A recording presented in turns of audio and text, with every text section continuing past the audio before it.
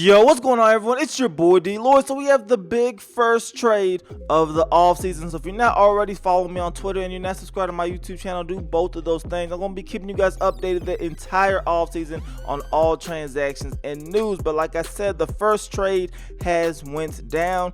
And that trade, of course, is Dwight Howard. He has been shipped out from the Charlotte Hornets, and he is now heading to the Brooklyn Nets in exchange for Timofey Mozgov, as well as 2 future second-round draft picks. Now, does this trade, to me at least, make sense from the perspective of the Charlotte Hornets? I really don't see the huge benefit because the Charlotte Hornets are in a huge salary cap situation. So if you're trying to go into a rebuild situation, or you're just trying to get out of that salary cap situation, of course Nicholas Batum is the key person you think about trading right away to try to get rid of his contract. But Dwight Howard really wasn't a huge threat to your salary cap situation because he was on an expiring $23.8 million deal. So at the end of the season, he will become an unrestricted free agent in summer 2019, and now you get all of that money back. So bringing in Timofey Mozgov, I don't really see the plus in doing that, in my opinion. Yes, with Timofey Mozgov, you have another big man who, he's had okay seasons, but Timofey Mozgov is not that type of player. He only averaged 4 points a game last season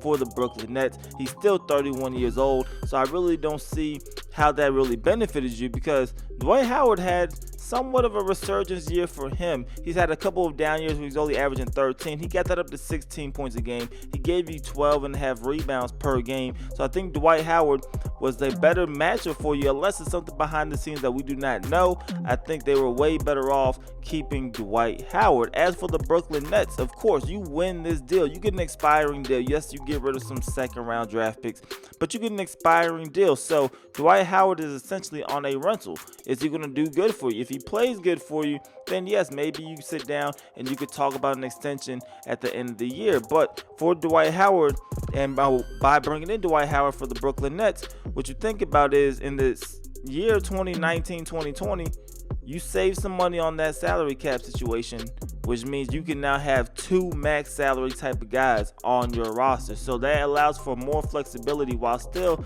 seeing firsthand if you like what Dwight Howard brings to the table. So for the Brooklyn Nets, I don't mind this deal whatsoever. I think it was a good deal for them.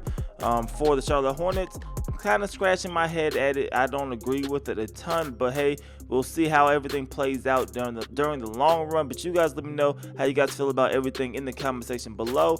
Do you think that the Brooklyn Nets got a deal? Because to me, I think they did. You're able to get rid of a salary a lot quicker. Yes, you pay more for the 1 season, but you still have Dwight Howard. You can see what he does in your offense. If you don't like him, you let him go at the end of the year, and you get all that $24 million back. And then for the Charlotte Hornets, you're already in a salary cap situation. I guess if you're just trying to save a few million, yes, it makes sense because Timofey Mozgov only getting paid $17 million instead of the $23.8 million. But at the same time, did you really save a lot of money? Because now Timofey Mozgov, he's under contract until the summer of 2020. But you guys let me know how you guys feel about that in the comment section below. It's your boy DLloyd. I'm see y'all next time.